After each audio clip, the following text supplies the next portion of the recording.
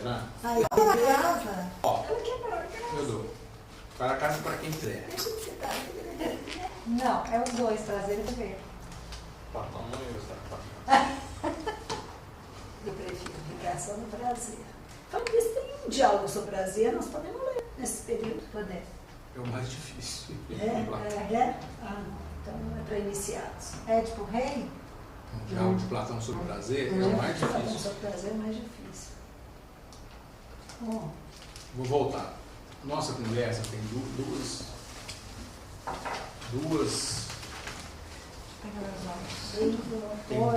tem duas dimensões, né?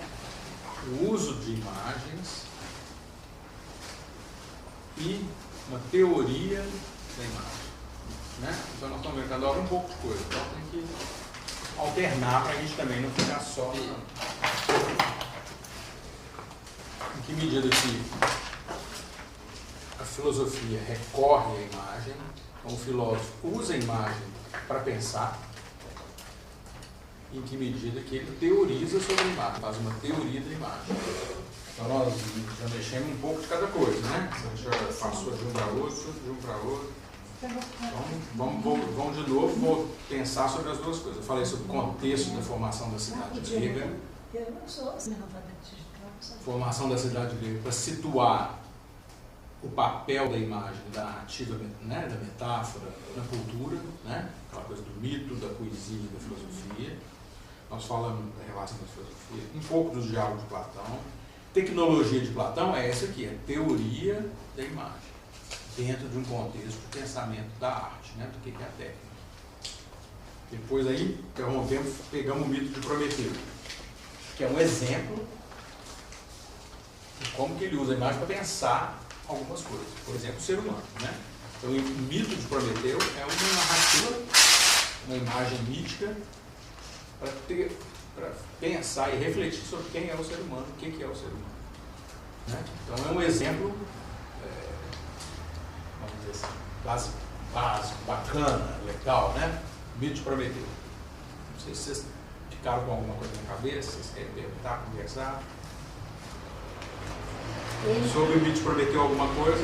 Ele criava mitos e usava mitos também, Isso. né? Para poder passar essa imagem, né? Criava mitos, recriava, Recriava, pegava o mito que estava solto e emendava um pedaço no outro, fazia dele. Sim, com certeza. Platão é muito poeta nesse sentido, né? Eu posso falar que próprias sociedades primitivas, antigas, essa opção, essa utilização muito frequente de imagens? Eu acho que é mais do que isso, eu acho que é próprio do ser humano e de todas as sociedades. Mesmo as mais racionalistas, como a Grécia foi, no certo sentido, os filósofos eram. Mesmo a nossa, que é muito científica e tecnicista, olha a hipertrofia da imagem. Nós vivemos num mundo da imagem. E o que eu percebi no seu livro, que você falou, que Platão foi o que mais usou o mito, as imagens, para poder explicar a filosofia. Se você comparar Platão e Aristóteles, é incomparável o estilo texto, né? O Aristóteles exclui o mito do texto dele. É um texto tratadístico, fala assim, agora eu vou falar do seguinte assunto. Tal, política. 1, 2, 3, você dá para organizar de tudo. Platão não, Platão cria um diálogo, uma situação, conversa, como se não estivesse falando, faz digressão, na verdade a digressão é mais importante do que o outro que está aparecendo. E muda de assunto, e vai e volta. Aristóteles é depois de Platão. Literato. Aristóteles foi aluno de Platão. Então, literato. É um grande escritor. Um grande Você escritor. pode dizer que o Platão é mais orgânico? Com certeza, nesse sentido de estilo, né? Estilo Conteúdo, né? e conteúdo. Acho. O Aristóteles é mais secarrão, um texto mais fácil de ler, do ponto de vista do Mais grego. geométrico, É talvez, um texto né? mais fácil de ler. Tanto que a filosofia contemporânea, mais de linha, mais analítica, mais logicista, volta muito no Aristóteles. Gosta muito de Aristóteles, pega muito pelo Aristóteles. Que é um texto mais assim, organizadinho. Né? Mas com grande Sistematizado. Mas pelo menos a nossa imagem do que seria filosofia. Mas o filósofo literário tem também vários, né? Não só Platão. Depois de Platão você tem Nietzsche, por exemplo, é um grande escritor. Né? Kierkegaard é um grande escritor. Freud é um escritor Freud é bom. um grande escritor, A mente excelente é escritor. bom. Com certeza, excelente escritor. É Fácil prazeroso de ler ler, aquilo, fácil né? de ler. Escreve bem, né? Escreve muito O bem. Mal-Estar da Civilização é muito bonito. Totem Tabu também. Parece que o Freud ganhou um prêmio de literatura, né? Você sabe que eu não sei. Diz que ele ganhou um prêmio de literatura, de escrita. Ele escreve. Né? Marcelo, usar a imagem, teorizar sobre imagem, a gente pode pensar que são dois registros diferentes da tecnologia. Agora, eu associaria a tecnologia como a teoria da arte. Ok, É uma palavra grega para falar teoria da arte. ok. Ou teoria da técnica. Nesse sentido muito mais abrangente do que o que nós chamamos de arte. Não, tudo Né? bem. Mas quando você usa a imagem, de alguma forma, isso não é um exercício de técnica? Mas é um uso, não é uma teoria do. Tudo bem. Isso aqui é retórica, a gente chamaria hoje. Eu quero te contar um assunto, igual aquela menina me perguntou, mas eu não estou entendendo. Aí eu usei a imagem do sol. E ela entendeu. Não fiz nada diferente, só repeti o texto do Platão. Ok. Ela estava usando, não está teorizando sobre. Não Mas existe talvez uma eu arte. vou pensar, talvez eu possa chegar numa hora que as duas coisas emendam, talvez. Porque ele é tão ligado, forma e conteúdo do Platão, é tão inseparável, que talvez, ao usar a imagem, ele teoriza sobre a imagem. Eu acho que dá para falar isso também.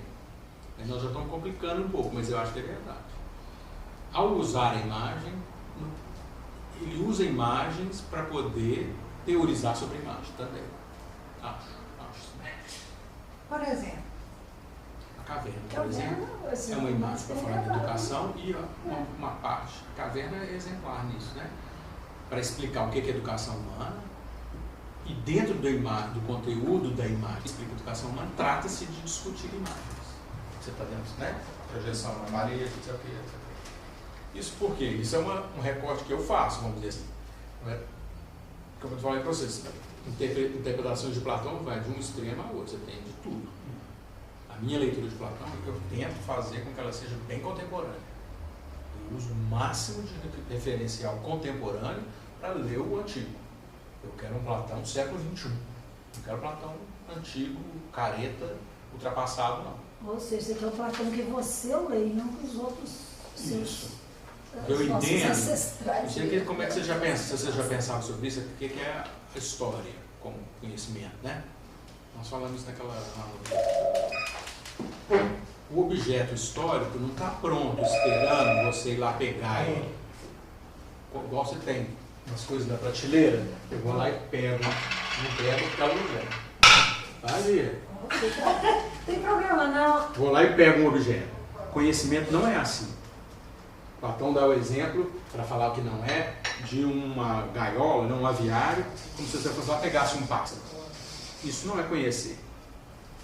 Eu vou pensar na perspectiva contemporânea. Eu acho que o objeto histórico, eu constituo ele na hora que eu vou lá e pego ele. Na hora que eu faço assim, a minha mão, o meu gesto de pegar, cria o objeto. É lógico que tem uma dimensão objetiva. Os textos de Platão estão lá. Eu não invento os textos de Platão. Mas a hora que eu vou lá pegar o texto de Platão, eu recrio o texto de Platão. Com a minha cabeça do século XXI. E não tem outro jeito. Não tem outro jeito. Não existe um Platão pronto que todo mundo pode ir lá pegar. Cada um que vai pegar, cria um. Prêt à penser. E eu acho que isso vale a psicanálise. Você podia falar de psicanálise nessa hora.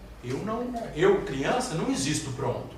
Quando eu me penso, quando criança, eu me reinvento. Aí que eu sei. Cada vez que eu volto, porque eu volto em momentos diferentes da minha vida, eu, criança, sou outro.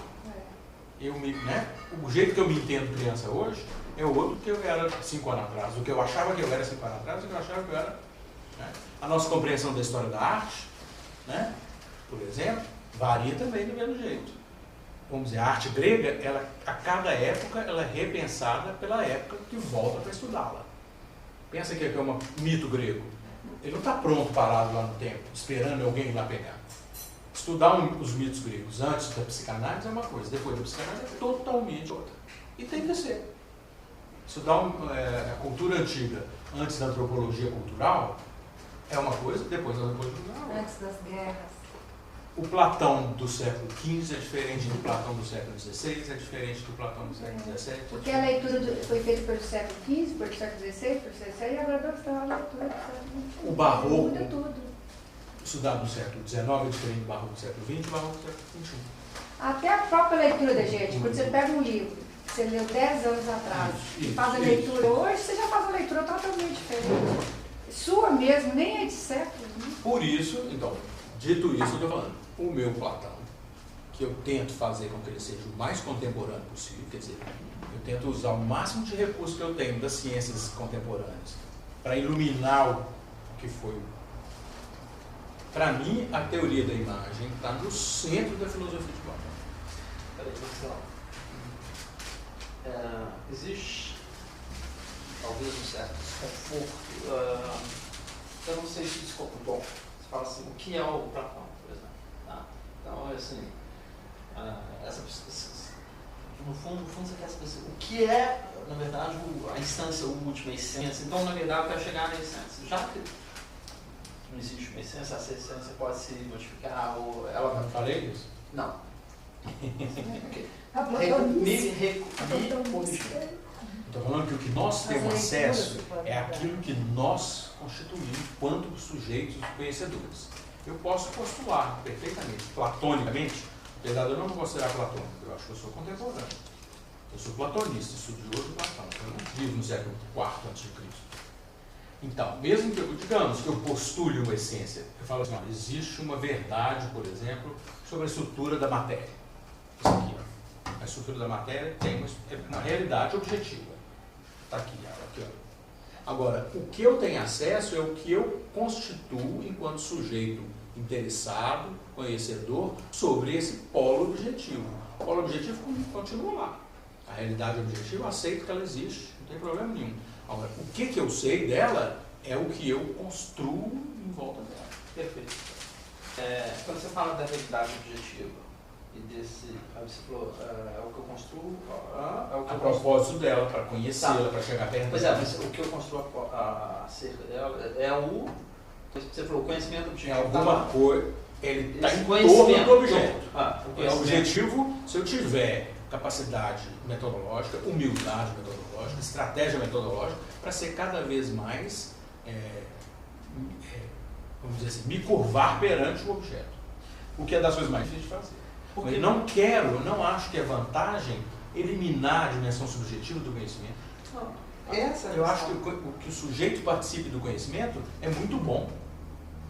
É uma ilusão de uma certa compreensão de ciência achar que o bom conhecimento é o que exclui o sujeito da constituição. Por que eu estou te perguntando? Porque eu me pergunto se, na verdade, a própria ideia do que é conhecimento, ela não foi muito, ou foi não, ainda é muito associada a esse conhecimento da realidade objetiva. Então, assim, o único conhecimento possível elimina toda a subjetividade.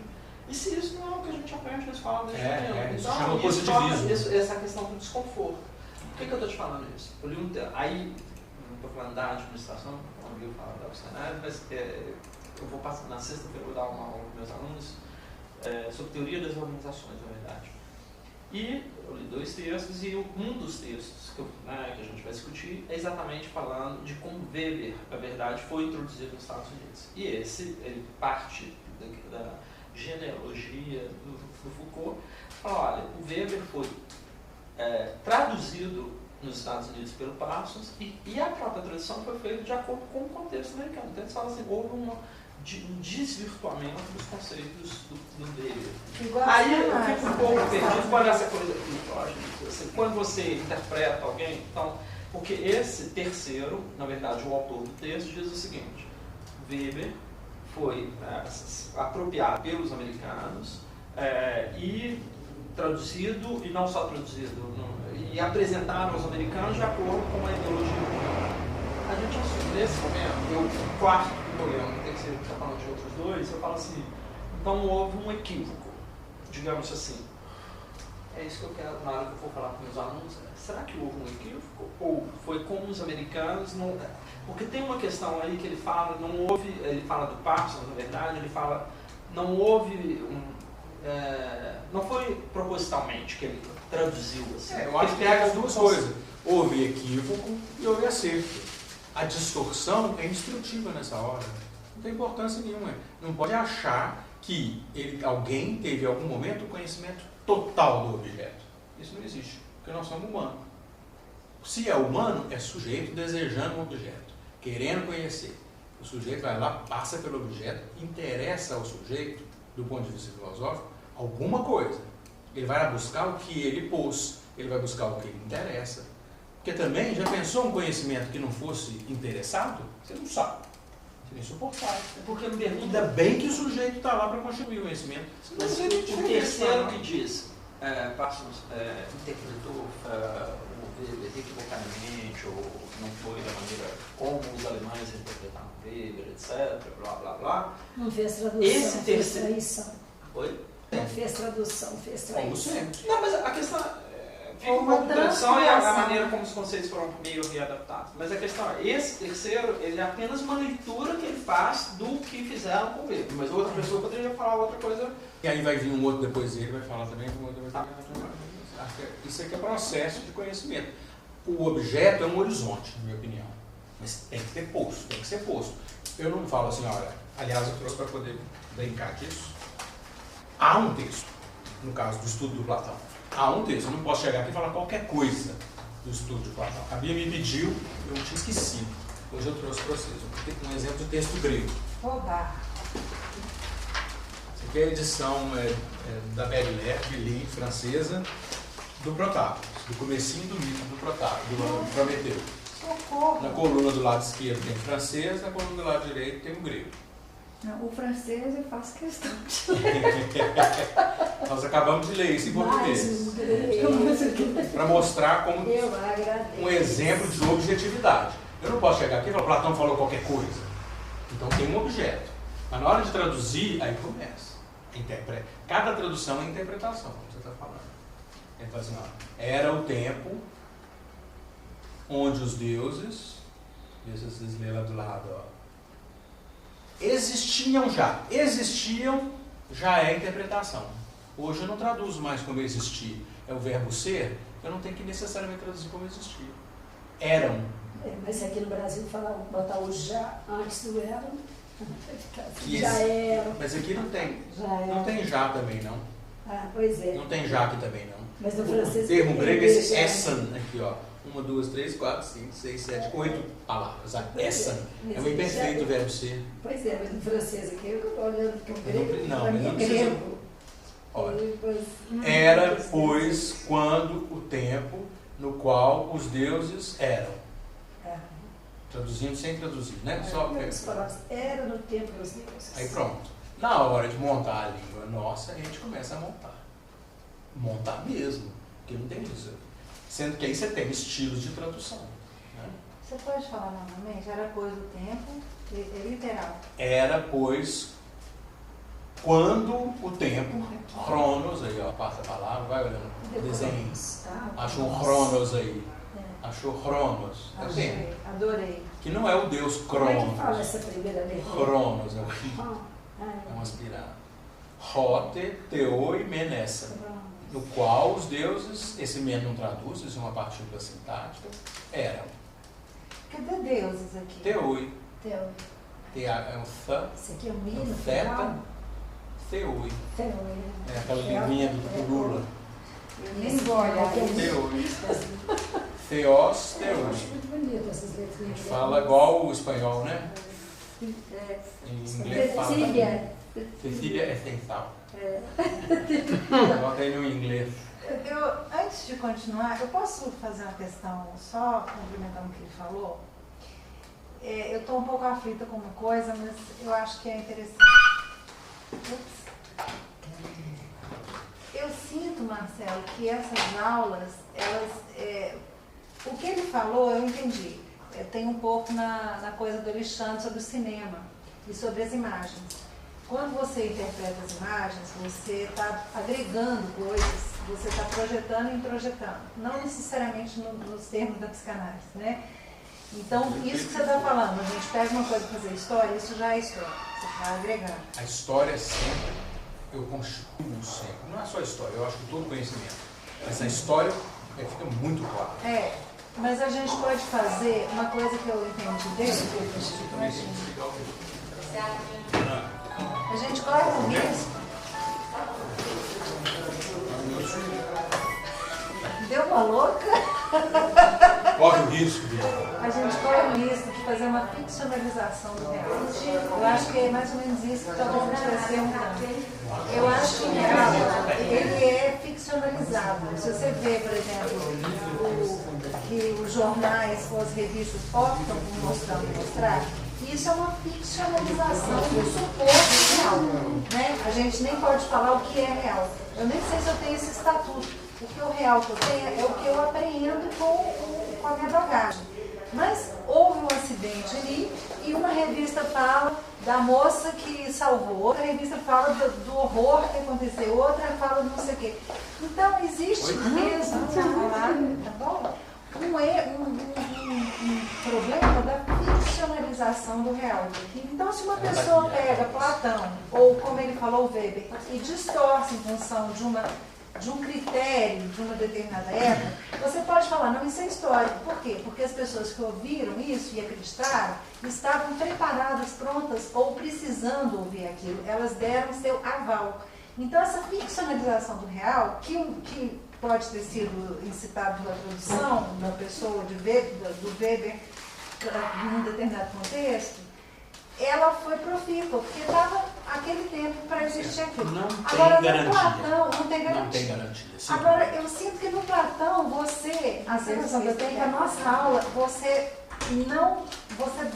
ensina a pescar mais do que dá o peixe.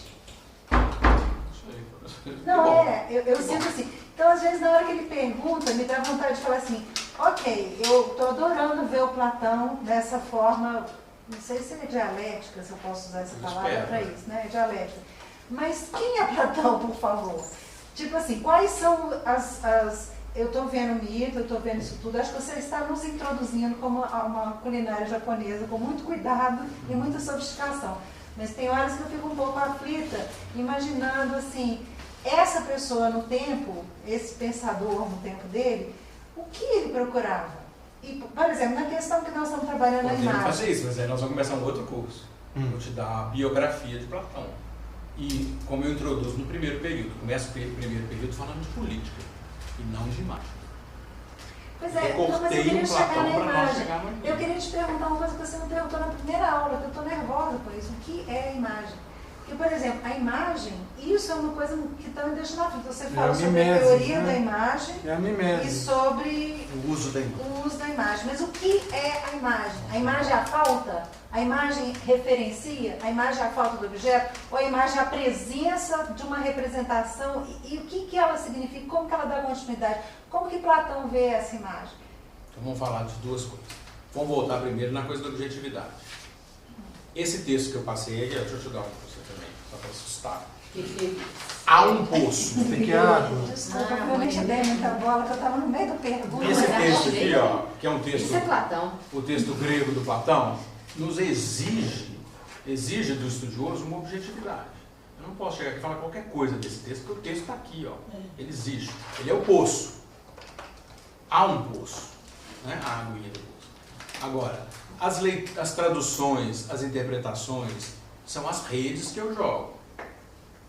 Dependendo da rede que eu jogar, eu pesco o tamanho de peixe que a rede for capaz de pescar. Aí eu falo assim, eu jogo a rede, vamos dizer, pequenininha, né? Assim, ou grande, sei lá, grande, eu só pego peixe grande. A rede, uma malha muito aberta, né? Aí eu pego os douradão. Eu falo assim, nesse poço só tem dourado. Isso eu não ouso falar. Eu não vou falar nunca isso, que nesse poço só tem dourado. Eu vou falar assim, eu joguei essa malha e eu pesquei dourado. Agora, eu tenho que mudar sempre a minha malha para conhecer o poço. Eu nunca vou esgotar o conhecimento do poço. Agora, o meu olhar do século XXI é a minha malha. Não tem jeito de eu sair do meu tempo. Não tem jeito de eu não ser do meu tempo. Eu posso até... Não tem jeito de ser do meu tempo. Mas não tem jeito de eu extrapolar o meu tempo. Eu vou olhar com o olhar que eu tenho. Com o que eu sou capaz, do que eu posso. Não do que eu queria. Não tem jeito de eu te falar tudo que tem dentro do poço. Sempre vai haver essa imagem antiga do Demócrito, do século V a.C., sempre vai haver uma margem, um tanto de não conhecido do objeto. Agora, isso não tem solução. Não tem solução. Todo conhecimento é uma malha que eu jogo para pescar peixe nesse poço. Mas nenhuma malha vai me dar um mapeamento total do bolso. Mas então quando você diz, eu sou um platonista do século XXI, você não pode falar isso. Porque se você só pode, o seu olhar é sempre o seu olhar no seu tempo, mesmo que você quisesse, você não poderia ser um platonista do século XVIII, por exemplo. Não. Eu fico tentando, quer ver? Eu Mas posso não estar, tem jeito, eu posso não estar à altura do meu tempo. Isso eu achava que quem falava era um filósofo espanhol, na verdade quem fala, eu acho que é Newton. E você pode dominar Nós somos anões, nós somos anões em ombros de gigantes, para falar dessa perspectiva. Eu posso não estar à altura do meu tempo. Né? Eu posso ter uma cabeça de século XIX, eu posso ser ultrapassado. Você pode. Pode. Se eu, por exemplo, eu não estudo a psicanálise, por exemplo, eu estou aquém do século XX. Mas como se eu não estudo sociologia, se eu não estudo teoria social, se eu não estudo economia, a erudição do conhecimento científico hoje é uma coisa imensa. Eu fico fazendo um esforço danado, só um pouquinho, fazer um esforço danado para estar mais ou menos afinado com a minha própria época. Porque vamos dizer que a perspectiva histórica, a perspectiva de conhecimento, ela é o gigante. Eu sou um anãozinho. Para eu chegar no meu tempo e olhar, o gigante está olhando aqui, ó, ele tem um horizonte, né? Está vendo isso aqui? Para eu chegar, vamos dizer assim, no conhecimento que a tradição, que o Ocidente, a história do conhecimento, a história da filosofia, a história da matemática, a história da ciência, a história da sociologia, todo esse conhecimento acumulado que nós temos, essa erudição toda, é o gigante. Para eu chegar no ombro do gigante e talvez ver além dele, eu tenho que escalar o ombro do gigante.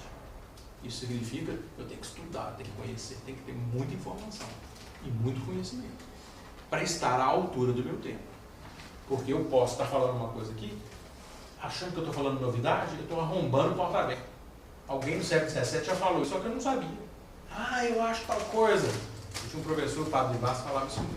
Tem que estudar a história da ciência, você não sair arrombando o porta aberta. Está cheio de gente dando chutão. Filosofia contemporânea, filosofia analítica americana, eles ignoram a história da filosofia. E começam a pensar aqui e agora. Outro dia um aluno meu mesmo, eu estava na banca de doutorado, ele veio falar assim, com 4 argumentos, filosofia analítica americana, filosofia da mente, com 4 argumentos eu vou demonstrar a dualidade corpo-mente.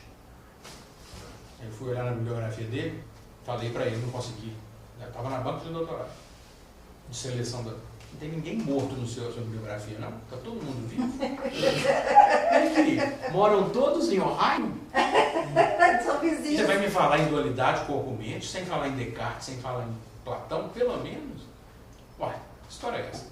Arruma um mortinho aí, que é alguém que não mora nos Estados Unidos, para poder conversar sobre esse assunto. E eles fazem tábula rasa da história do conhecimento. E começam a arrombar a porta aberta, achando que está falando a maior novidade.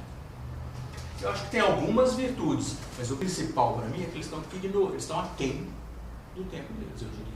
Por quê? Porque eles não percebem, não veem que outras pessoas já falaram daquilo melhor e de maneira mais elaborada do que ele está falando agora. Ele está inventando a roda.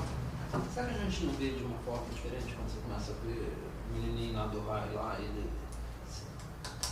Não estou falando no caso de você ignorar autores, né? Mas assim, você pensa sobre um determinado problema. Esse problema de uma determinada forma. Alguém fica assim, mas fulano já examinou esse mesmo problema no passado de forma diferente. Por exemplo. Faz toda a diferença. Então eu vou reconsiderar a minha perspectiva. Quem sabe vou estudar esse cara que já falou que existe um sujeito, existe um objeto separado, como o Descartes falava, né? Essa perspectiva de sujeito separado do objeto, ela é ultrapassada pela fenomenologia, por exemplo, que é a filosofia contemporânea, que fala que não existe sujeito separado, existe sujeito-objeto. Chama intencionalidade, existe um conceito para isso. É igual um gato e o rabo, um gato. Tem a cabeça do gato e o rabo do gato. Vamos dizer que o sujeito é a cabeça, uma metáfora banal, mas é legal. O sujeito é a cabeça, o rabo é o objeto. São 2 polos de uma mesma coisa. O Russell, o Heidegger, o Sartre, o Merleau-Ponty tratam isso da maneira mais sofisticada que você quiser. Falar em sujeito separado de objeto está totalmente ultrapassado do ponto de vista do conhecimento contemporâneo. Eu posso ignorar isso ou não. Se eu estudar a história da filosofia, não. Então, toda consciência de todo objeto é objeto para. E isso é uma condição do conhecimento humano, da percepção humana, da experiência humana. Porque é o que você falou, toda consciência. Toda consciência é consciência de, todo objeto é objeto para.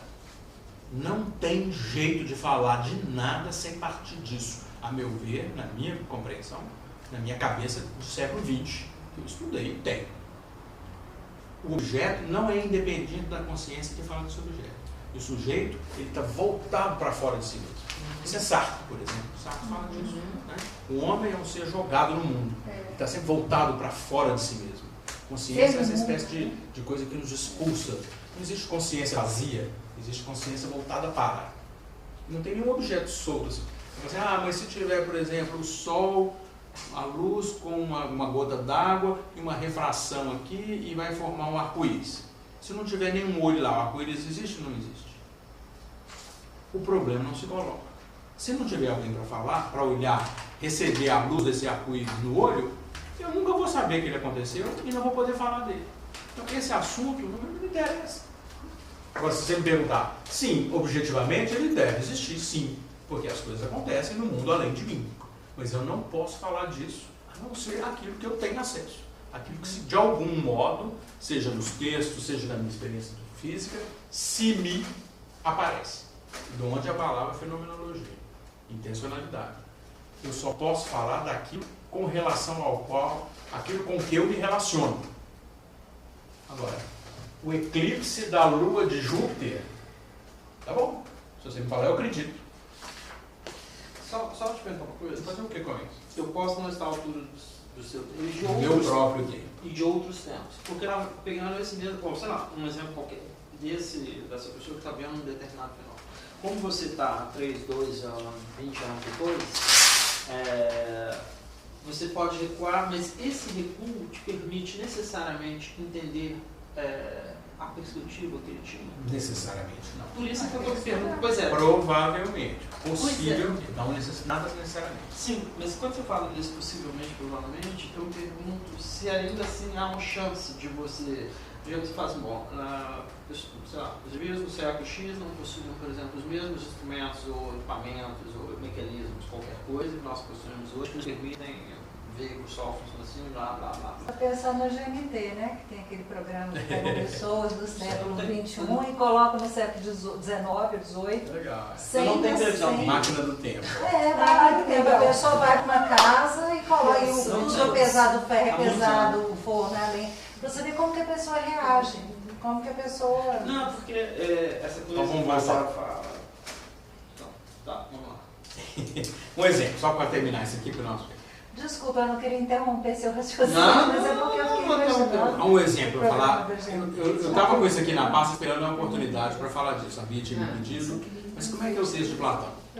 Para eu mostrar para vocês que, para responder um pouco o seu comentário, que eu não estou inventando um Platão aleatório.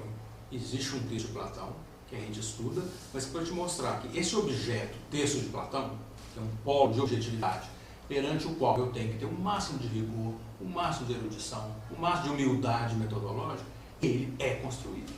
Não estou falando que ele é aleatório, nem que ele é totalmente relativo a qualquer um que quiser, mas eu estou falando que ele é construído, sinto muito. Por quê? Aí eu pego esse pedacinho aqui, ó, aí eu vou olhar, olha aqui embaixo, as duas linhas de baixo. As duas linhas de baixo pegam as variáveis dos manuscritos antigos, que as palavras mudam. Aqui, ó, linha D8. Eu pego D, conta. 1, 2, 3, 4, 5, 6, 7, 8. Existe essa palavra aqui, ó, mnemon. Mnemon, que é distribuir, é distribuição, aquela coisa de distribuir os poderes. O manuscrito T e o manuscrito W dão nemei. O manuscrito B dá nemai. 3 palavras diferentes para a mesma palavra. Tem mnemon, nemei e nemai. Eu, editor do texto, construtor do objeto texto de Platão, tenho que fazer uma escolha. Tem 3 manuscritos, o quarto, essa versão aqui, ó, e eu tenho que fazer uma escolha para mostrar como esse objeto está sendo construído filologicamente. Aí vem a linha tal, 321A, hipodon. Esse Colbert aqui, ele que pôs, ele que resolveu, o texto não fazia sentido. Ele inventou um pedacinho, um editor do sei lá que século que ele é. Depois o outro tira, o outro põe. Aqui, ó, secles, secluiu, né? Secluiu, sei lá, do latim. Fulano tirou um pedaço e pôs um outro pedaço. Desconfigurou tudo. É assim. Os textos antigos são assim. Remendou. Eu faço opções Mudou textuais. completamente. Muda. Antes de traduzir. Aí, só que... Pode ter esses- contribuído. Com certeza. Ué, mas o Mas aí, ó, original já se perdeu. Mas o original é Eu puro, tenho não 3 existe. É versões do exatamente original. isso que está falando desde o Então, início. Aí o que eu, filólogo, tenho que fazer? Eu tenho que justificar textualmente por que eu escolhi essa e não aquela. Ou seja, mas a gente nunca... Isso é um processo científico de construção do objeto. Mas então o estudo das premissas de Platão, isso aí é quase que se fazer, como é que fala? Quando você soma 3 e divide por 3? Não, não acho. Eu Como tô se falando fosse Aqui uma é o analogia. seguinte, qual que é isso aqui, quando você muda, na minha vã ignorância, quando você muda uma palavra ou você faz uma opção, você mudou o sentido original, que você nem sabe qual que é. Desse pedacinho de texto. Mas Então, o você conhecimento tem- é assim. Mas Isso então, que eu tô se eu falando. tenho 3 textos, eles não são idênticos, Isso. mas Ou eles o têm manuscrito está uma linha, rasgado, ou ele está uma linha rasurado. comum. Tem, Então, acho a que ideia de Platão é essa linha comum. sim. Que também é objeto de interpretação, sempre. Não tem jeito. E ele fala assim, mas se você quisesse, se você pudesse ter a opinião, o que ele pensava? Telefonar para ele agora? Eu não quero. Não quero. O conhecimento que eu tenho de Platão não coincide com a consciência que ele tinha da própria obra. Plato. A obra tem uma autonomia relativa com relação ao autor. Eu lembro de conversar isso com a Cecília Bouchard, Sei. professora lá da Foi Letras, meu colega. que fez um doutorado sobre, como é que chama aquele cara, escritor de romance policial do Rio de Janeiro, Rubem Fonseca. Ah, Cecília, você estuda um autor vivo, liga para ele, vai na entrevista. Eu disse, não, eu estudo a obra dele, não quero saber o que ele pensa da obra dele, não. Mesmo porque Eu acho isso também. Mesmo porque... Quem falou que o autor detém a verdade da obra? Ele fala a obra, eu tomo de vocês, agora vocês fazem. Aí cada época, cada leitor, cada intérprete, com mais ou menos rigor, com mais ou menos objetividade, com mais ou menos método, vai interpretar. E nós vamos confrontar as interpretações. E vamos tentar estabelecer qual que é melhor. Isso é para sempre. mas essa coisa movediça que você está nos ensinando hoje, e que eu estou me sentindo absolutamente movediça, não estou achando ruim não, eu fiz muita análise nesse movediça. Isso é o filosofar. É a minha Essa perspectiva. possibilidade das contradições, essa possibilidade dos enxertos. Esse é o meu Platão, a minha maneira de estudar a filosofia, e no caso, para vocês verem como que eu estou abordando o Platão de uma maneira contemporânea, mais contemporânea que eu puder. Agora, essa questão um pouco antropocêntrica e heliocêntrica, Não. ela sempre permeia um pouco o conhecimento? Sempre. Vem uma coisa, aí parece que a coisa vira um heliocentrismo, vira o sol. Aí todo mundo se afasta. Cadê meu Quando curso? finalmente você Ah, se o poço apropria, a coisa pode ser desembaraçada O poço está lá. e ela dá... Eu não falo que não existe o poço, isso seria arbitrariedade relativista. Eu falo, há um poço, há um texto. Agora, o acesso ao texto do século IX, que o Platão viveu no quarto antes de Cristo, isso aqui no máximo, mais antigo que tem, é nono depois de Cristo. Não tem texto do século IV. O mais antigo que eu tenho, de alguém que escreveu no século IV, é do século IX, que é entre um e outro sumiu tudo. Eu, mesmo com toda essa precariedade do conhecimento, eu falo assim, há um poço. Eu não tenho a ilusão, que eu não chamo de filosofia da ciência, de positivismo, de achar que eu vou dar conta do poço todo. Não existe isso. Não existe isso. Isso é ficção. E na nossa cabeça brasileira, por causa da ideologia do exército brasileiro, do ordem e progresso, tem toda uma concepção de ciência que passa quase que no ar para a gente. Como se o ideal de conhecimento fosse a eliminação do sujeito e o objeto aparecesse plenamente na sua. Heliocentricamente. Né? Outra ideia que aparece nos livros de filosofia da ciência contemporânea, que eu gosto muito, a imagem. Eu vou produzir o conhecimento como eu entro numa sala de cirurgia. Com luvas, antisséptico, para não contaminar o objeto. Isso é errado, isso é totalmente equivocado. Quem que chama? O Rubem Alves chama isso de mito da Imaculada Conceição. A Imaculada Concepção do conhecimento. Como se eu fosse entrar para a produção do saber sem contagiar, sem contaminar o objeto. Eu, o sujeito, tem que eliminar. Né? Eu não vou imacular, eu vou conceber o objeto sem sujá-lo. Mentira, ficção, ideologia, não existe isso. Todo objeto é objeto para um sujeito, todo sujeito é sujeito de um objeto, para um objeto. Por isso, o esforço de construir, então, uma teoria da imagem, Bia, que talvez seja uma priorização contemporânea da minha cabeça. Esse é o recorte que eu faço do Platão. Porque existe uma erudição tão grande na leitura de Platão, que é a coisa mais difícil de você falar alguma coisa original com relação ao texto, talvez o texto mais estudado da história do Ocidente, que há 2.500 anos está sendo lido ininterruptamente. Então eu falo assim, eu não vou ficar repetindo coisas que os outros já falaram. Eu vou tentar fazer uma leitura minha, contemporânea, nas brechas do que 2.500 anos de interpretação fez. A sensibilidade para a imagem é uma sensibilidade contemporânea, hipercontemporânea. Nós vivemos, isso para nós, isso nos interessa, isso nos dá vontade de estudar, isso nos toca, porque nós vivemos no mundo da imagem. E eu vou lá no Platão e eu encontro uma teoria da imagem inteligente, perspicaz, de uma perspicácia surpreendente. Mas, por exemplo, desculpa, para Platão, a imagem já era falta? Aí ele fala o seguinte, ó, existe, cadê aquele coisa que eu fiz que eu acabei com ele? Eidolopoiké, é a arte de fabricar imagens. Peraí, eidolo... Aqui, depois eu te dou esse papel. A arte de fabricar imagem, dividida em dois tipos. A arte de fabricar um tipo de imagem, a arte de fabricar outro tipo de imagem. É encastiqué e é fantastiqué. Eidolon. Aí fala assim, ó, aí tem uma professora, até brasileira, que trabalha em Paris, que faz uma pesquisa muito interessante, que é a seguinte, ela fala assim, olha, na época de Platão estavam sendo produzidas obras artísticas, que nós chamamos de artísticas, pintura, escultura, de uma maneira que ele ficou totalmente chocado. Deve ter impressionado. Que era assim, para fazer a diferença entre eikon e fantasma. Tá? Um tipo de imagem, vamos dizer, que ele marca positivamente, como sendo boa, ele não fala só que ela é verdade, não fala que ela é verdadeira, ele fala que ela é boa, e uma imagem distorcida, má. Se quiser chamar de falsa, talvez. O problema é que tem que lidar. Essa moça fala assim, eu ia no Museu do Louvre, eu ia, sei lá, no Museu de Londres, e via uns frisos que estavam assim no museu, eu falei assim, gente, mas que coisa feia, uns alto relevo grego. Eu achava que grego era tudo bonito, mas que trem mais estranho, as formas não são distorcidas, não sei o quê.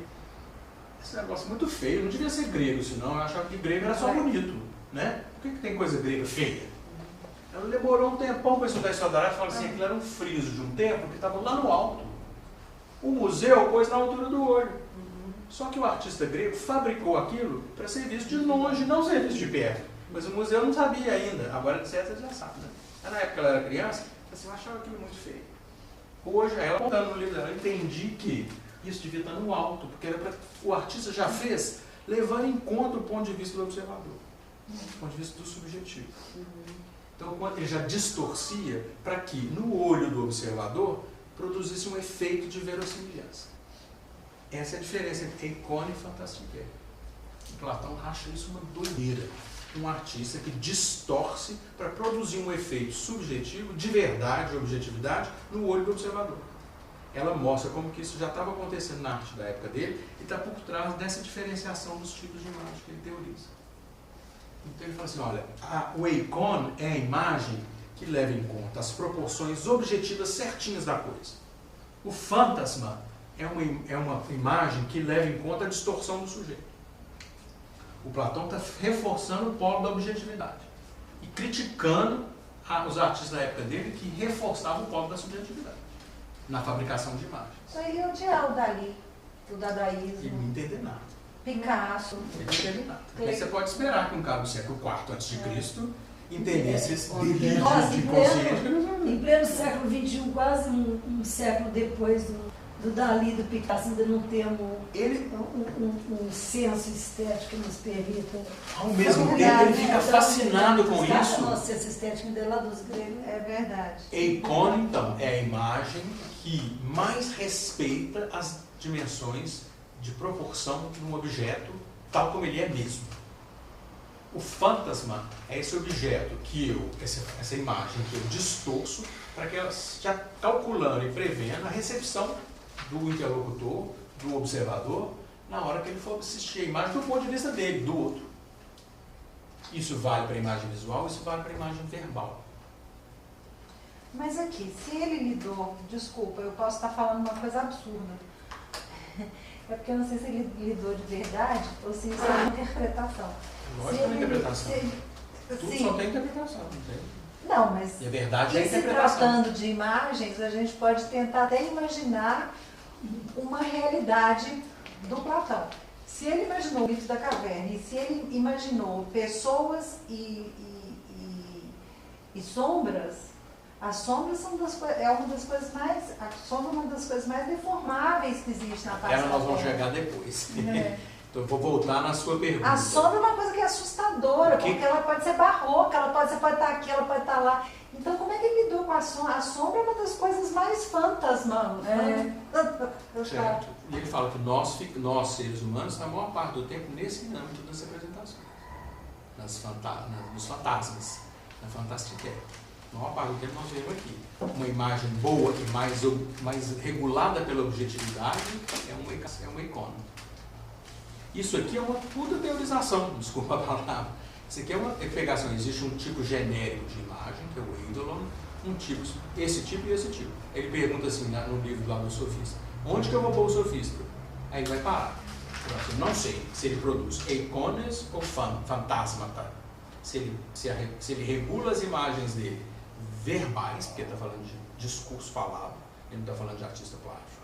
Né? Ele está falando o sofista é um cara que ensina conversando, ele está falando de imagens verbais. O que é uma icona imagem verbal? É um cara que fala com imagens que mais tentam respeitar o máximo o objeto que está representando. O que é o fantastique?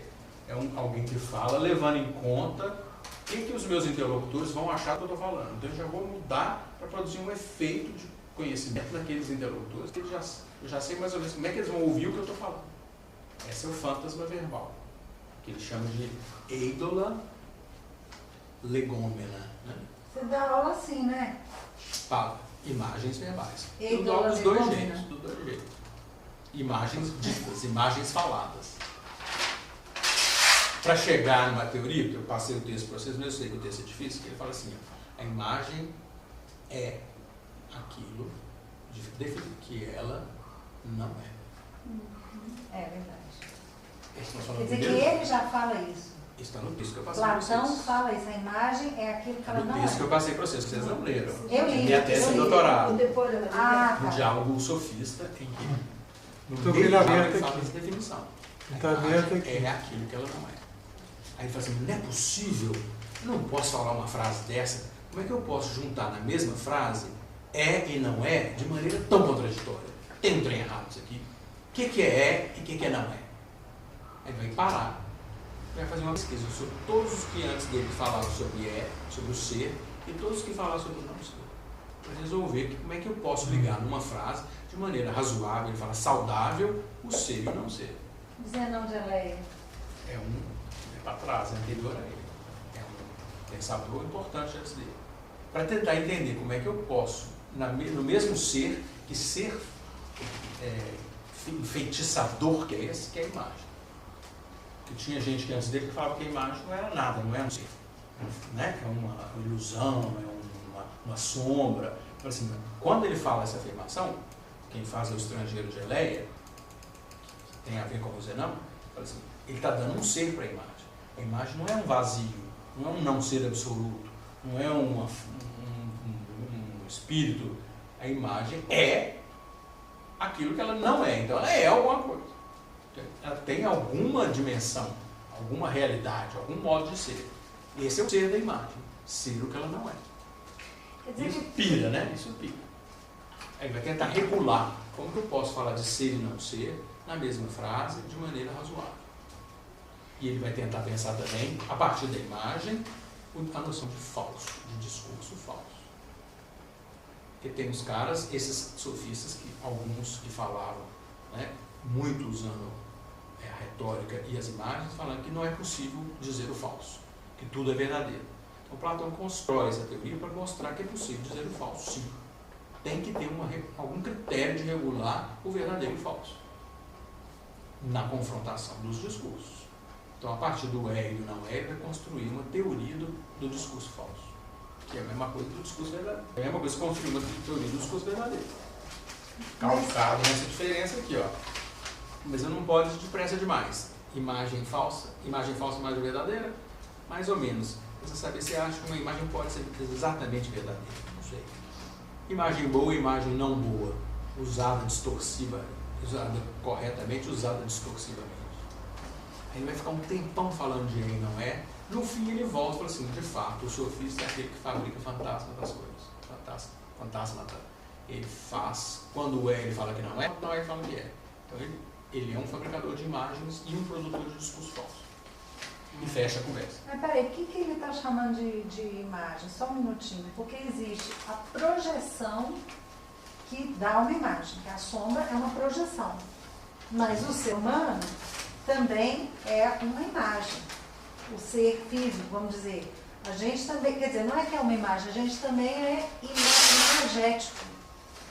Tem imagem que é projeção. Isso nós vamos esperar a caverna. A linha, o sol e a caverna, para falar disso. A linha fala sobre isso, né?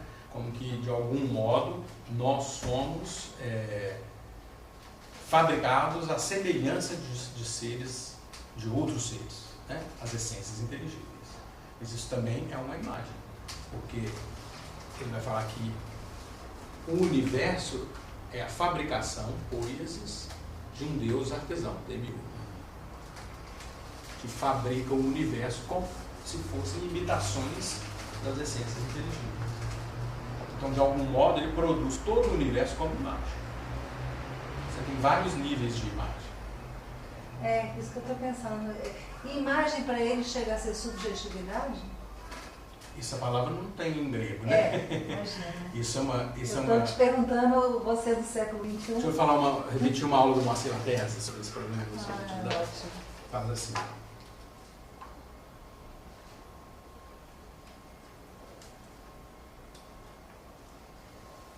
Você dando aula de história da arte, relação sujeito-objeto.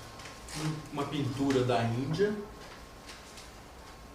uma estátua grega e num Van Gogh. Você mostra lá até a aula de história da arte. Relação sujeito-objeto, na antiguidade oriental, na arte grega, numa estátua nessa, talvez, mas geralmente ele pegava aqueles caras, aqueles atletas, né?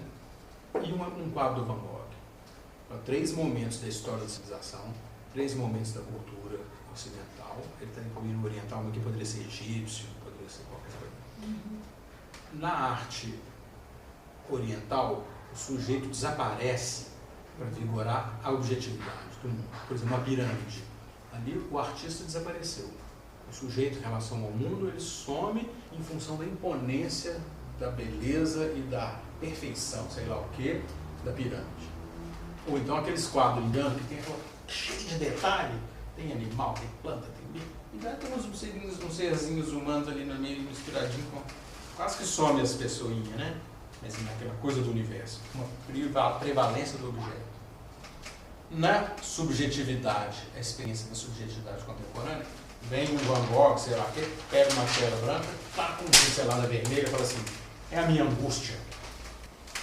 Aí ele fala assim, isso é invasão total da subjetividade. Acabou o objeto, sumiu o objeto. Ele está com uma sapatada na tela e fala assim, isso é a minha raiva.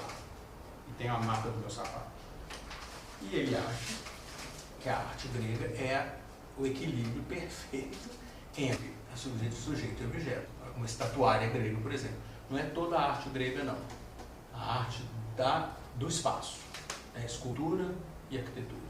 Segundo Marcelo Tessa, tá? Meu professor já morreu. Mesmo porque a gente não sabe a pintura, porque tudo descartou. Mas você tem muito afresco, né? Você tem muito vaso. Os vasos gregos todos, né? Tem uma quantidade imensa de vasos, tudo pintado. Tem infinidade mas as de imagens dizem que eram pintadas, né? As imagens gregas coloridas. Pintadas por cima. Mas você tem pintura, muita pintura. Não existia Só para dar um exemplo, grega, né? voltando ao nosso assunto, para dar um exemplo, como existe uma história da relação sujeito-objeto. Existe abstração, sim. Existe arte abstração geométrica do grega, século né? VII a.C. Da geometria. Arte geométrica. Para mostrar que a questão da subjetividade é também historicamente determinada. Épocas diferentes experimentam a subjetividade de maneiras diferentes.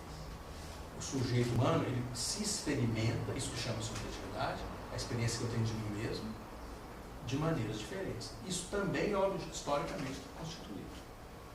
O sujeito antigo, o ser humano, ele se experimentava, ele tinha uma vivência de si mesmo muito diferente da que nós temos de nós mesmos hoje. Como que você imagina que ele era? Vamos olhar os textos. Pega um Homero, por exemplo. Né? Ele não tinha experiência, por exemplo, de unidade psíquica de si próprio. Você tem assim, o sujeito em ação, o sujeito com raiva, o sujeito fabricando, o indivíduo matando. Você não tem assim, um sujeito que pré-existe à ação, pensado como unidade psíquica anterior ao ato de matar, dar uma espadada no outro, por exemplo. Isso tem várias, é uma discussão. O Theo estuda isso muito em Homero, na poesia antiga. Se tem, se não tem, como é que é, se tinha, como é que era, como é que... Ou tinha uma dimensão, vai se constituindo aos poucos, mas não tinha uma experiência abstrata de si próprio, assim, eu, anterior a eu agindo, por exemplo, pela análise do texto, dos textos das poesias antigas. Você não encontra essa delimitação, pelo menos do ponto de vista da objetividade linguística. Né? Não tem jeito, para falar dessas coisas, não tem jeito de ter laboratório. Eu tenho texto e análise de texto. A objetividade era construída, eu diria, cientificamente, na confrontação das interpretações. E é isso que nós temos, não tem outro jeito.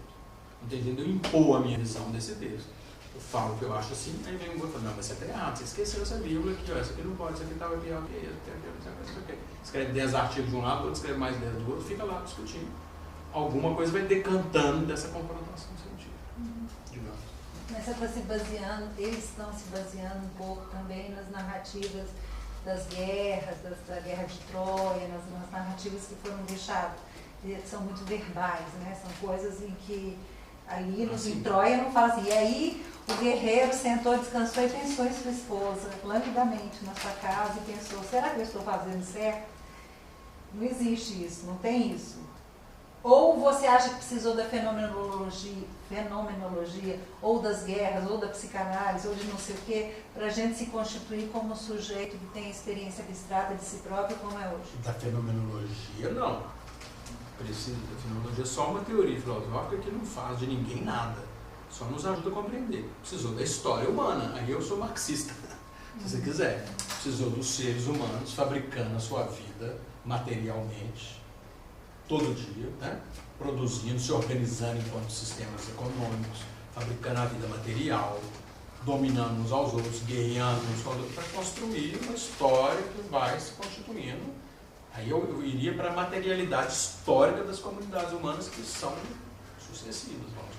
Mas em algum momento ele se distancia de si mesmo, né? É nessa concretude que os seres existem, que nós existimos, nós aqui, comendo, dormindo, transando, trabalhando, fabricando casa, construindo.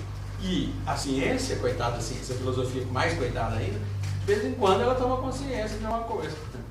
Então a fenomenologia é só um momento de tomada de consciência dessa complexidade imensa que é a objetividade da vida histórica e material. Pensando nas comunidades, né, fisicamente, concretamente existentes ao longo do tempo. Consciência é uma... A história era ação, né? Sempre ação. Ação. Eu acho que a história do ser humano é sempre ação. ação. Antes de tudo. Concretude da ação. Né? E nós temos um lampejinho de consciência. Mas é chocante isso que você fala, né? É como se ele não tivesse. Eu sei que isso é só uma leitura e você não está afirmando. Experiência abstrata de si próprio. É que isso é abstrato? É quando você se distancia de si, talvez um formador de angústia, uma coisa que vai e volta e te faz mastigar muito sobre legal. Si mesmo. Eu não sei, mas talvez precise de uma coisa na humanidade. Em algum momento houve uma clivagem, uma coisa aí que... Eu acho que é gradativo, Bia. Né, A construção é gradativa. Tem um autor francês que faz história, ele fala pelos gêneros literários. Ele vai falando dessa experiência do sujeito para uma história do gênero literário. Ele fala que existia... como é que era a primeira? Existe a... não sei direito, vamos falar assim, uma biografia, a autobiografia e as confissões, por exemplo, uma espécie de discurso confessional, que é Santo Agostinho. A história em terceira pessoa. Eu conto a história do Alcibiades, por exemplo, o amante do Sócrates lá. Então eu conto, ele fez, ele falou, ele aconteceu. Uma biografia é um texto em terceira pessoa. Você tem, sei lá, um poeta qualquer dessa antiguidade que fala, eu, né, estava fazendo tal coisa, chegou a musa, apareceu a musa e me falou, faça isso, ou não faça aquilo. E você tem um Santo Agostinho, século IV depois de Cristo. Isso tudo para ficar na antiguidade, em que, fechado, num quarto sozinho, ele começa a refletir sobre quem que ele é, quem que ele não é, onde que ele está, o que aconteceu, o tempo, a linguagem, século IV depois de Cristo. Fazendo uma espécie de, o que ele chama de confissões, né, de extravasamento da subjetividade do ser, né, da alma dele. Você pode dizer, com certeza Santo Agostinho já tinha. Se você supor que o texto de Santo Agostinho é uma espécie de imagem fidedigna, uma espécie de exemplo, de ilustração de uma época, você pode falar, isso é o que o Bernard tenta mostrar, que existe uma progressiva elaboração da consciência de si, mas que ela não é dada. Aqui você pode achar momentos, mas Santo Agostinho talvez fosse, então, representativo de um momento, já na experiência cristã, de introjeção dessas reflexões, e uma espécie de abertura de um espaço, de um mundo, que é a subjetividade interior. Eu fechei o olho fechado, me olhando, que é uma experiência essencialmente cristã, não grega, diz o Bernard. O grego, ele vive para fora, ele vive a exterioridade das coisas, dos valores. Um grego nunca ficaria fechado, assim, eu, Jesus, o que é minha alma, minha espiritualidade, isso não tem nada a ver com a experiência grega de si mesmo. O grego, ele é corpo, ele é beleza, ele é exteriorização, estética, ele é mostração, aparição das coisas, fenômeno. Política, né? Política, palavra falada. Muito diferente de um cristão que está ali no meio da arena e fala assim, os leões vão me comer, mas eu sou filho de Deus, eu sou filho de Deus, eu sei que eu tenho, né? Jesus vai me salvar. Um grego, assim, se o leão comeu, acabou, não tem mais nada. Ó, isso é Van Gogh, viu? Isso aqui... Acabei exagerando. A pintura indiana aparece com a terceira pessoa. A estátua grega aparece com a primeira pessoa. E essa confissão de Santo Agostinho doidona aparece com Van Gogh. Isso na antiguidade. Isso tudo na antiguidade. Na antiguidade até século IV. Na antiguidade vai até o quê? Século VI depois de Cristo, né? Mais ou menos, fim lá do Império Romano. Então isso é uma outra perspectiva, tudo na antiguidade. É só, depois você me dá o nome desse francês que faz... Jean-Pierre Vernant. Você sabe o livro dele, que fala sobre essa biografia? Tem vários. Aí vão ligar com o banquete de hoje. É um texto que ele fala, se eu não me engano, ele fala assim, 1, 2, 3, eros. Para discutir esse texto do banquete que eu passei para vocês hoje. Fala se o ser humano, na experiência amorosa, seria 1, seria 2 ou seria 3. Um texto dele, Vernant, sobre isso. Eu acho que é nesse texto que ele fala sobre essa questão. Tem que dar uma olhada. Tem vários, tem mito e pensamento entre os gregos, mito e tragédia, temos 2 livros sobre mito e tragédia, mito e sociedade, mito e religião. Esse eu não lembro qual que é o livro que chama, mas o artigo chama 1, 2, 3, eros. Que é.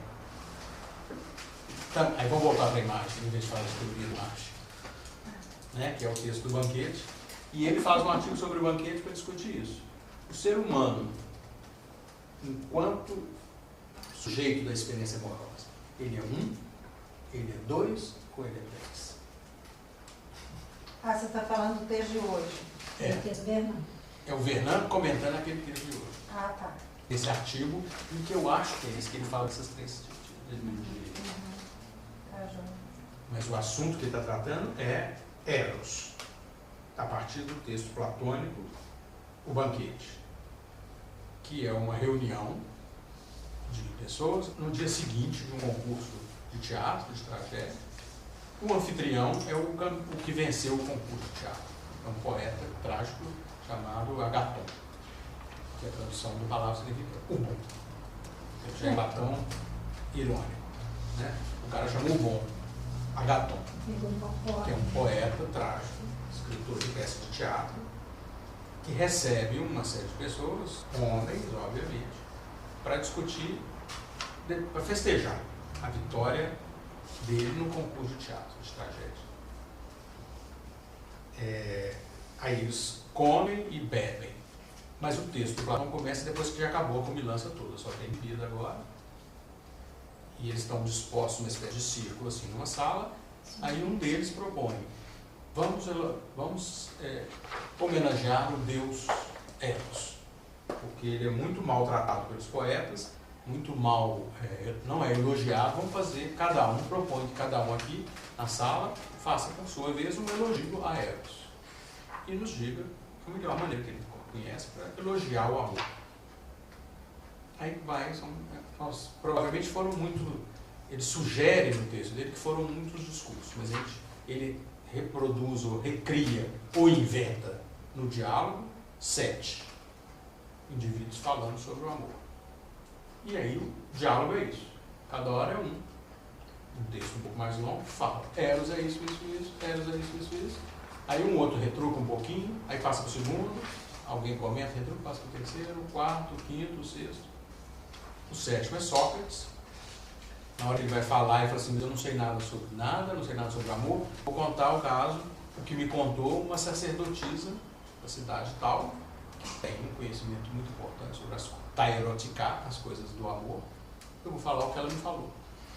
Aí ele faz uma exposição sobre o que ele acha que é o amor.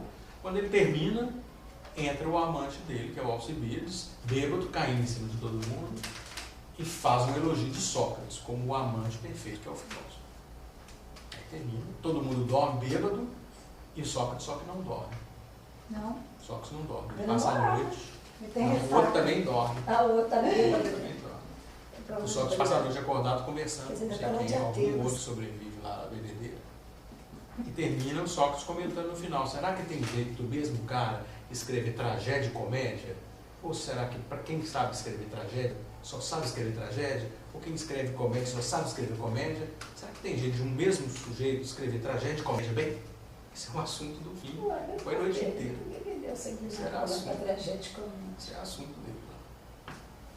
Porque o cara, o anfitrião, o bacana, que não é o primeiro que fala, é um escritor de tragédia. Alcibiades? O Alcibiades não, o Alcibiades é um líder político, é um bacanão. O anfitrião chama Agatão. Tudo por Agatão, né? Que eu acho meio feio. E perde o sentido da palavra grega, que é agaton, é bom. O nome dele é assim, é um bom. Né? Aí tem uma sequência. O diálogo merece muito um tratamento detalhado. Eu leio com os meus alunos, há muitos anos que eu leio isso num curso de metodologia de pesquisa. Aí tem o Fedro, que vai falar que Eros é o deus mais 22? antigo. É o da página 22? Ainda não. O Fedro é o primeiro. Eu reproduzi para vocês da comédia. Que é o Banquete. Mas eu não trouxe tudo, porque é um texto extenso, né? O Fedro vai falar o deus mais antigo, Eros. Quando no início do cosmos, ele pega o exílio, é o caos, depois da Terra, depois Eros. Mas a Terra pare o céu sem ajuda de Eros, quer dizer, sem transar, brota dela o céu, que é Uranus, parará. É depois que Eros aparece, não sei como, os seres começam a produzir outros seres a partir de relações amorosas ou eróticas, né? Eros. Aí fala lá, mas e tem todo um discurso sobre o amor, é um Deus mais antigo, é um Deus que move os amados e os amantes nas suas relações para fazer as coisas mais nobres e mais elevadas, e dá 3 exemplos de indivíduos que morreram pelo amado, inclusive uma mulher, que é Alceste, que é um caso curioso, porque, né, em geral, essa nobreza de sentimentos é mostrada nos homens. Ele fala de uma mulher que morre pelo marido. Depois, no segundo lugar, vem Pausânias, que vai falar que são 2 amores, não tem só, não são 2. Existem 2 Afrodites, uma celeste e uma vulgar. Então tem 2 Eros, um celeste e um vulgar. A celeste que leva ao conhecimento, leva às relações mais nobres, e a vulgar é essa que transa, quem transa com qualquer um, não sei o que. Assim também o Eros. Depois vem um terceiro, que é um médico, que é o Erixímaco, que vai falar do amor como uma força cósmica. Então as coisas que se atraem, elas são atraídas pela força de Eros. Tudo no universo são forças cósmicas amorosas ou eróticas. E a medicina é um exemplo claro disso, porque na hora de promover a saúde eu tenho que promover a harmonia dos opostos no corpo. A música também, a harmonia da dissonância, isso é o erixímaco médico. Isso aparece no texto. Ah, não. Aí, depois do erixímaco, o quarto é um comediógrafo que chama Aristófanes, que vai falar assim, então eu vou falar agora de Eros do ponto de vista do ser humano. Não vou falar de Eros do ponto de vista do cosmos, nem sei se é um deus. Eu vou falar assim, para eu falar de Eros, eu tenho que falar do que é o ser humano. Aí começa esse texto que eu vou fazer vocês. Eu tenho que saber o que é o ser humano para poder saber o que é o amor. Então ele vai falar do ponto de vista antropológico. Qual que é o epíteto de Eros? É a grega? Nuvens, não, né? Eu desmonto os membros. Eros Ah, é esse. é. É o Pois Deus que é. desmonta os membros, você fica totalmente caidaço. Desmonta os membros, é uma coisa assim. Vamos ler um pedacinho do texto? Só uma pergunta, você colocou uma metodologia para ler o banquete?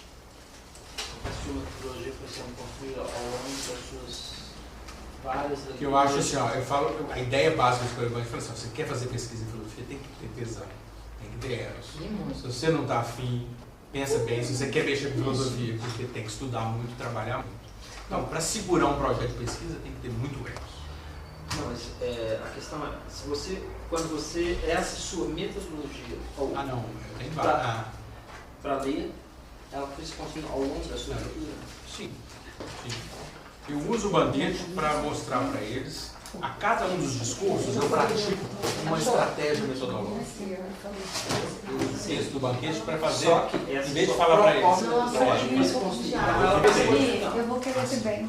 Eu que inventei essa maneira de do banquete para fazer metodologia prática. Na verdade, quando você fala, Não, eu leio meu filho, já eu leio em banquete há muitos anos. Mas você também trouxe.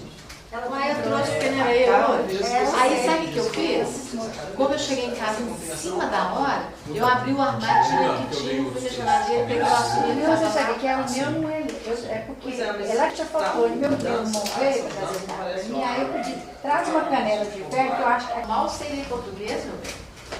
Francês não. Eu tenho em português também, Tem um xerox, né? Não, ele tem outro.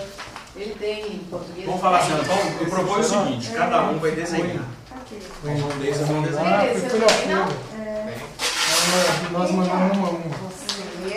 Isso aqui era ver? é legal. Hein? Eu pra ler legal. Essa experiência que eu faço com os alunos é uma delícia. Complicado. Desenhar os seres andrógenos. Como é que chama? As bolas com duas Vocês cabeças. vão ler o texto e vão desenhar. Rolavam. Não pode colar. O que é? Vocês vão desenhar agora. Já é pra Vocês desenhar? vão ouvir na história. Tem Vão que ler ler o o texto, texto. né? Não, porque Já leu, né? eu já li. Tudo no texto. Não sei desenhar nada. Eu também sou Você pode não desenhar, Mas eu fico feliz. Pode sabe? não. Bonequinho de palitinho. Vai, né? Porque tudo que eu sei, bonequinho. Eu faço bonequinho de palitinho. Sabe umas coisas mais definitivas, assim, não sei se definitivas, Esse aqui quanto daqui, eu pra mim? já uma entrevista. Ah, sim. Você vai mandar de novo pra mim, então, esse texto? Mandamos. Alex, Que aí eu imprimo. Qual o texto? Esse eu não tenho, não. Ah, porque não chegou lá pra você? eu mandei por e-mail, não chegou pra você. Não. A gente manda de novo. A gente manda de novo pra gente. Qual que é esse? Ah, mas tá no e-mail no Mas computador. mandou o mesmo. Eu não lembro qual livro. Mandamos sábado. Já tem muito Com tempo. certeza eu não recebi. Já tem muito tempo que eu postei achar hoje. Então eu mandei no sábado, já não deu pra fazer antes. É, Quando você lê, se essa No sábado de passa primeira? dentro de uma... ou antes ainda, né? Foi sábado de manhã, 11 horas. Tem algo Sabe? ali, Eu cheguei de viagem. vai Hoje ainda. A proposta é mais arranjada ainda. Nós vamos fazer colorido. Porque quando você fala de banquete, não pergunto, bom, Cada pode um. fazer sentido ou não. Se fazer sentido, eu acho que eu ainda Mas consigo. sempre a partir do texto.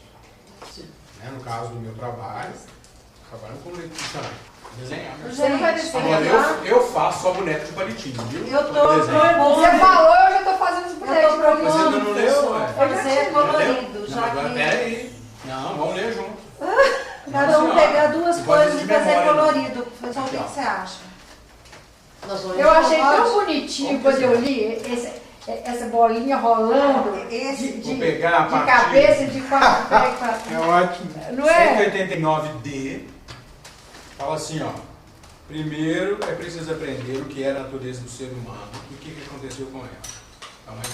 Alguém mais quer lápis de cor? Não tô vendo o que é isso. Quer lápis de Basta cor? um lá. Eu Acha quero, que eu acho tava ele. escolhe Primeiro essas tem cores. o D aqui embaixo. Mas, lê pra mim. Mas é preciso primeiro.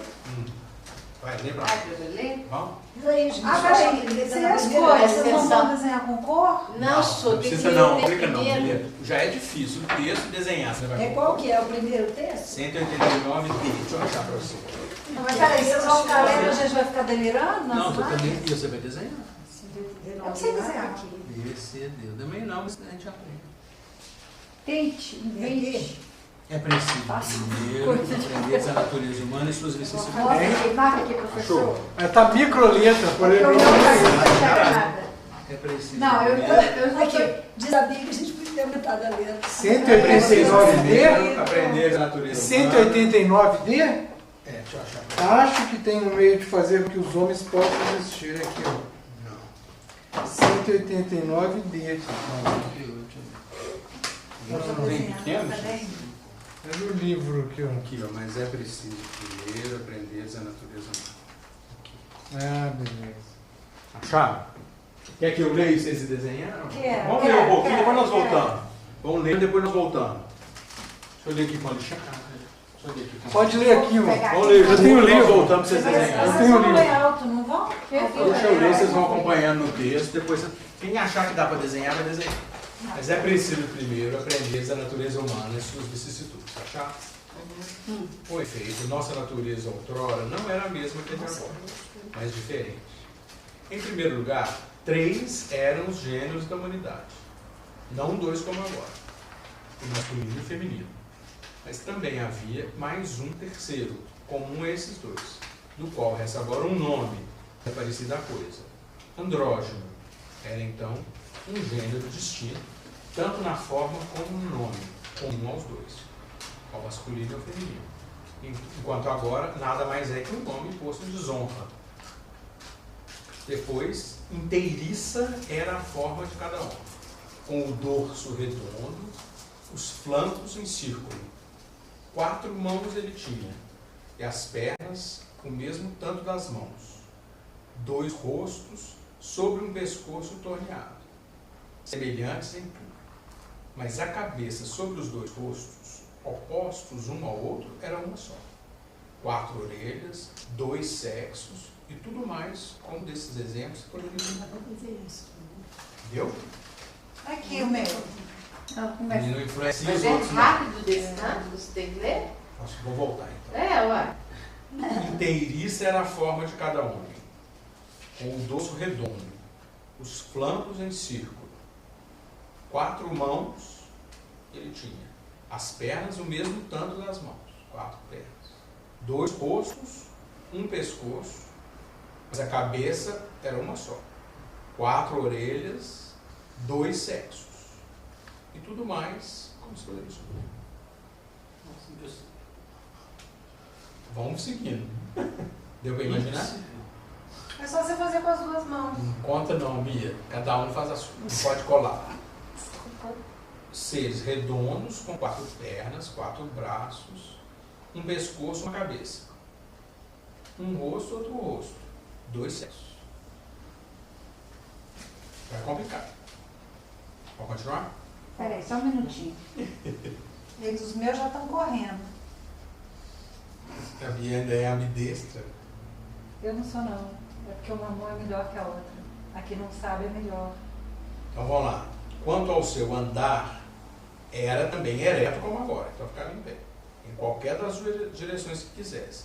Mas quando ele se lançava a uma rápida corrida, como os que cambalhotam e virando as pernas para cima, fazem uma roda, do mesmo modo, apoiando-se nos seus 8 membros de então, rapidamente ele se locomovia em círculos. 4 pernas, 4 braços. Então, segura. Né? Eu acho que é fazendo. Bom, vou falar. Eis porque, olha como é um elemento importante. Eram 3, os gêmeos. Então vocês têm que fazer 3 do bonequinho. Mas não consigo fazer nenhum. Então presta atenção que eu vou falar. 3. Por quê? O masculino de início era descendente do Sol. Peraí, o masculino era descendente do O Sol. feminino da Terra. E o que tinha de ambos era da Lua. Pois também a Lua tem de ambos, do Sol e da Terra. Masculino do Sol, feminino. Então, olha. Não, feminino Então da tem Terra. um que é 2 Não. sexos, mas é só masculino. Presta atenção, né? Esses 2 são sexos. os Todos dois. têm 2 sexos, mas tem um que é só masculino. O outro também tem 2 sexos, Tem o mas é só masculino do feminino. masculino, feminino do feminino. E o andrógeno é masculino e feminino. Correto? Tem que fazer os 3 desenhos. São 3 bichos diferentes. É só colocar 2 com Isso. pescoço e um com 2. É só. Todos com 4 braços, 4 pernas. A cabecinha, o Dois pescocinho, só Todos, os dois. todos têm. Todos têm. É, todos têm. E Só- todos têm só 2 o sexos. Todos têm 2 sexos. É, que Ai, muda. que medo do céu! Só que um é só macho, o outro é só fêmea. E o outro é andrógeno, que é macho e fêmea. O meu é abstrato.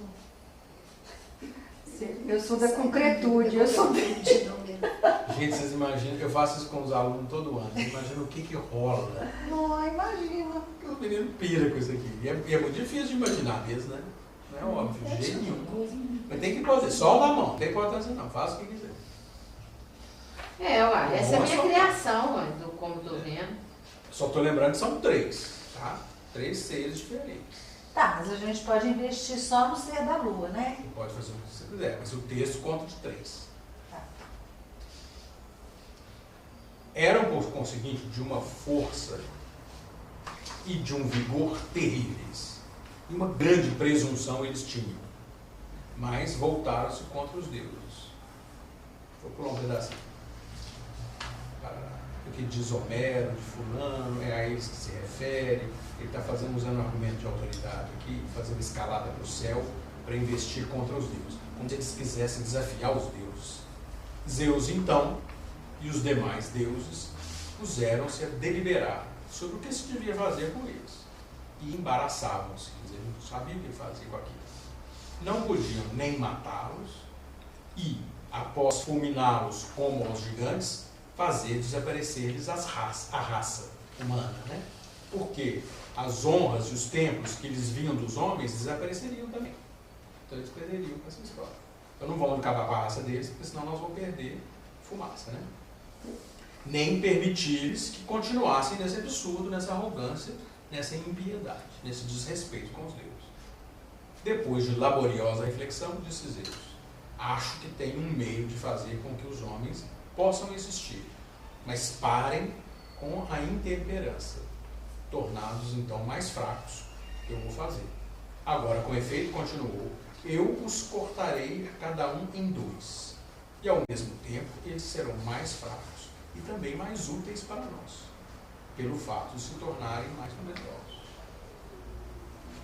E andaram eretos sobre 2 pernas.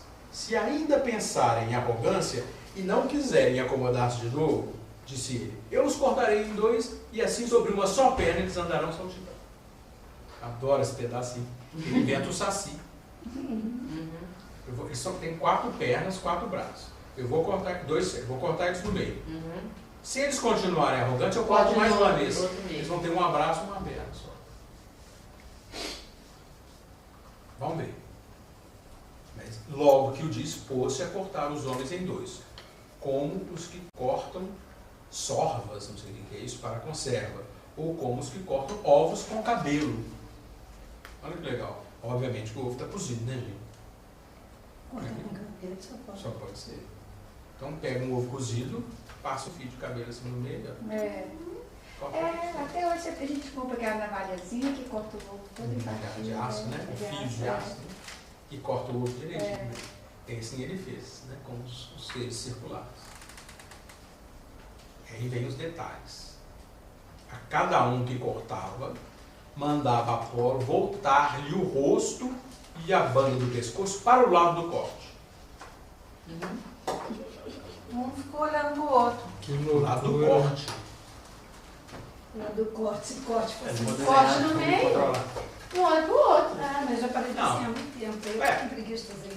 Pois bem, acontece que o objetivo de virar o rosto é para que ele saiba que ele é cortado. Para ele não esquecer que ele é cortado. Aqui, ó. Voltar o rosto e a banda do pescoço para o lado do corpo, a fim de que, contemplando a própria mutilação, fosse mais moderado o homem. E quanto ao mais, ele também mandava curar. Dava uma arranjada no corte para ficar bem acabadinho. Um foi cortado, se eles foram cortados no Todos meio, foram cortados. olhou para o lado do corte, olhou para cá. O outro olhou para cá, para o lado do corte. Os dois olhando para a falta, olharam para o outro. Eventualmente, mas ele não falou disso. Ele falou que era para olhar para o corte. O texto fala disso. Pode extrair consequência, está interpretando, eu acho que também. Eles vão acabar olhando para o outro. Mas até agora só olhou para o corte. E deu um acabamento. As outras pregas, numerosas, ele se pôs a polir e articular os peitos como um instrumento semelhante aos dos sapateiros, quando estão polindo na forma, as pregas dos sapatos. Umas poucas, acho que pregas, ele deixou. Aqui, as que estão à volta do próprio ventre e do umbigo, para lembrança da antiga condição. A preguinha do umbigo. Então ficou cortado. Ele deu um acabamento, mas deixou o umbigo. Eles não esqueceram totalmente. Engraçado, eu fiz 2 homens. Interpreta não. Não fica interpretando dos outros, não. Cada um Comigo sabe não, si. violão. Eu fiz 3. Você vê como é que o mito é, né? Por conseguinte, desde que a nossa natureza se mutilou em duas, ansiava por sua própria metade, e a ela se unia, e envolvendo-se com as mãos e enlaçando-se um ao outro, no ardor de se confundirem, morriam de fome e de inércia em geral, por nada quererem fazer longe um do outro. Nossa, que triste. Tão desesperado que ficava, quando encontrava cada um com a sua metade, não vivia, não trabalhava, não fazia nada, morria, agarrado no outro. Aqui, ó. Só beijava, ó. A minha ficava de mostrar o dela. E sempre que morria uma das metades, e a outra ficava, a que procurava a outra e com ela se enlaçava, quer se encontrasse com a metade do todo que era mulher, o que agora chamamos mulher, quer com a metade de um homem, e assim iam se destruindo. Iam se? Destruindo. Eu não entendi o que eles se destruíram. Porque eles não queriam se grudar nunca mais, não fazer mais nada na vida. Tanta vontade de ficar grudado no outro, para voltar a ser circular. Voltar a metade. Não comia, não trabalhava, não Alexandre, estudava, vira essa não saía gente do pra você. supermercado. Vira. Ó, Alexandre está rindo. Desculpa, gente. Ele está rindo. Eu fiz 3. Vamos continuar? Vamos. Tomado de compaixão, Zeus consegue outro expediente e lhes muda o sexo para frente. Uai, até agora não tinha sexo na história. Ah, não, de lado, não, o Vocês corte estão não tudo foi de viajando. Uai, se tira. Uai, o desde o corte não começo foi de tinha lado. sexo, cortou. Não, quem falou que o sexo estava... Mas o corte não foi de lado? Não, o Sério? corte foi no No meio. meio. Agora que o sexo virou para frente, o sexo está para trás. Né? Eles morriam sem sexo. Amor sem sexo. Como é que você sabe se está do lado? Aqui, Zeus consegue outro expediente, lhes muda o sexo para frente. Você está em que página agora? Podia estar do lado. 24. Não, mas aqui, podia. Podia estar do lado, mas não estava na frente. Na hora que eles morriam grudavam no outro, não tinha sexo na história. Não tinha. Ainda não. Agora vai ter. Atividade sexual. Isso é o mais doido. Custa perceber essa relação. A gente supõe de cara que a hora que eles grudavam, eles estavam transando. Transando. Estavam transando, mas não tinha sexo ainda. O sexo estava Isso não me ocorreu. não ocorre. A buscando a metade, mas... Até agora, a busca da metade ainda não é sexual. Olha só. É da Agora vai identidade. começar a ser. E para quê? Para que ele vira o sexo para frente? Olha só. Zeus consegue outro expediente. Eles mudam o sexo para frente. Pois até então, para fora, e geravam e reproduziam, não um no outro, mas na terra, como as cigarras. Lembra que eu falei do Levi-Strauss? Cigarra transa com Cigarra transa com até Deus. De certo, põe o ovo, né? Vai o outro, vai lá, finha na terra, fecunda. Eu lembro direitinho, um filme que chamava na minha época, quando eu era criança, você lembra? Chamava Mundo Cão. Você deve lembrar. Acho que o Cine Alvorada lá de Paz tinha assim, uma tribo africana, tinha assim, o chão, os carinhas deitavam na terra, enfim, enfiavam o pênis num buraco no chão e ficavam transando com a terra. Eu vi. O pênis na terra. Sim, até lembrei de lá que eu li. Quando eu li esse texto, os Hobbes, uma história do Robinson, é uma recriação da história do Robinson Crusoe por um francês. Mas eu esqueci o livro. Sabe qual que é? Eu sei que ele fica sozinho numa ilha e ele vai fecundar a terra. Ele vai transar literalmente com a terra. É uma recriação da história do Tournier. É uma recriação da história do Robinson Crusoe. Chama Vendredi ou Le Lambe du Pacifique. Sexta-feira, o Limbo do Pacífico. Maravilhoso. Eu tenho esse livro. Ele recria do ponto de vista do Sexta-feira. Exatamente. Eu lembro desse filme porque eles mostram o cara enfiando o pênis na terra, o índio africano lá. Aí eles afastam a câmera e fica aquele tanto de bunda ondulando, os caras metendo na terra. Lindo. Esqueci isso na minha Bravo. fecundando a terra literalmente. E você via aquele tanto de bunda ondulando assim, sabe? E eles trepando com a terra. Parece uma crença da cultura antiga, essa hipótese de que os seres humanos brotavam da terra igual às plantas. E não necessariamente do sexo, da cópula. Ele está evocando uma coisa muito antiga aqui, provavelmente. Não, mas não é tão antigo não, porque o Platão estava discutindo se o homem vem da cultura ou da natura, se vem do coito ou vem da árvore. Isso aqui é século IV antes de Cristo, não é muito tempo não. É 2.500 anos, pelo menos. Eu tô achando que você está falando dos pitólogos, sei lá de quem. Aí vamos lá. Até então, eles o tinham para fora e geravam e reproduziam não um no outro, mas na terra, como a cigarra. Você também não sabia da cigarra. Pondo assim o sexo na frente deles, fez com que, através se processasse a geração um no outro, o macho na fêmea, para que no enlace se encontraram uma mulher que ao mesmo tempo gerassem e se fosse constituindo a raça. Mas se fosse um homem com um homem, que pelo menos houvesse saciedade em seu convívio e pudessem repousar, voltar ao pasto do resto da vida. E se fosse mulher com mulher? Mesma coisa. Mas porque do andrógeno que nasce a relação heterossexual. É isso. Do macho nasce a relação homossexual, da fêmea, dividido em duas, dá duas. E eles não têm